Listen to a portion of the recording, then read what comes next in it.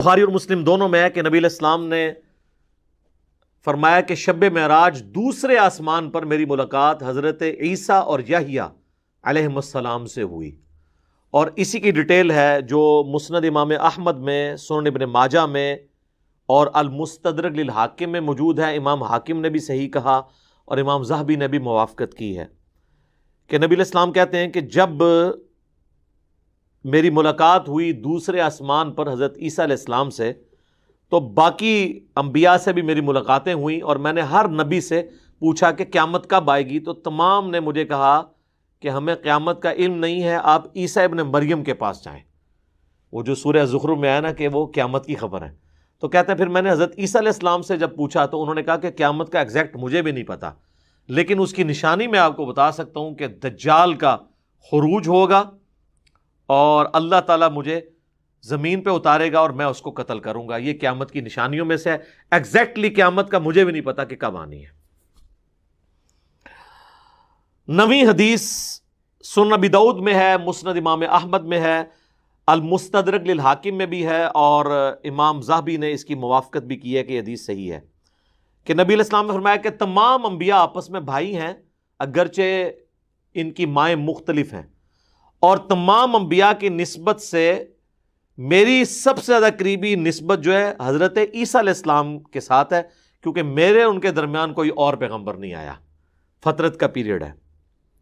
اور پھر آپ علیہ السلام فرمایا کہ عیسیٰ ابن مریم تم میں ضرور اتریں گے، دجال کو قتل کریں گے، اور 40 سال تک وہ دنیا میں رہیں گے، اور پھر فوت ہوں گے، اور پھر مسلمان ان کا جنازہ پڑھ کے انہیں دفن کر دیں گے۔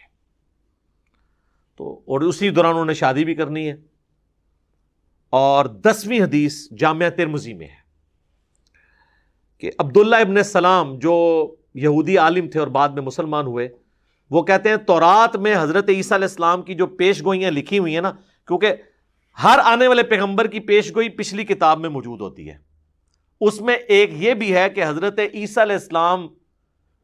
قرب قیامت میں نازل ہوں گے، اور ان کا مدفن جو ہے وہ محمد رسول اللہ کے ساتھ ہوگا، یعنی ان دونوں کی قبریں اکٹھی ہوں گی۔ یہ تورات میں موجود ہے۔ اب ظاہر آج کل تو ٹیمپرڈ فارم میں ہے نا، اس لیے وہ اب کوئی کہ جی آج سے نکال کے بتائیں تو ظاہر ہم وہ نہیں نکال کے بتا سکتے۔ بہرحال یہ جامعہ ترمذی میں حدیث موجود ہے، اور اس حدیث کے ساتھ جو حدیث کے راوی ہے نا ابو مودود، یہ مودودی صاحب کا نام ادھر سے آیا ہوا ہے، ابو مودود،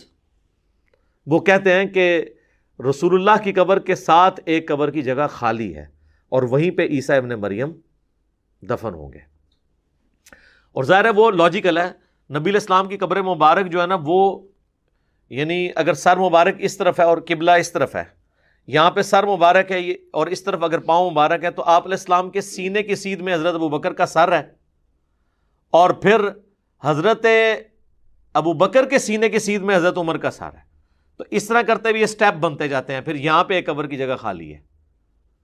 اور وہاں پہ حضرت عیسیٰ علیہ السلام نے دفن ہونا ہے۔ تو یہ اس امت کی خصوصیت ہے۔ بہرحال اگر ہماری زندگی میں آتے ہیں تو اللہ تعالیٰ ہمیں حضرت عیسیٰ علیہ السلام کا اور امام مہدی کا ساتھ نصیب فرمائے، اور ان کا دست و بازو بننے کی توفیق عطا فرمائے۔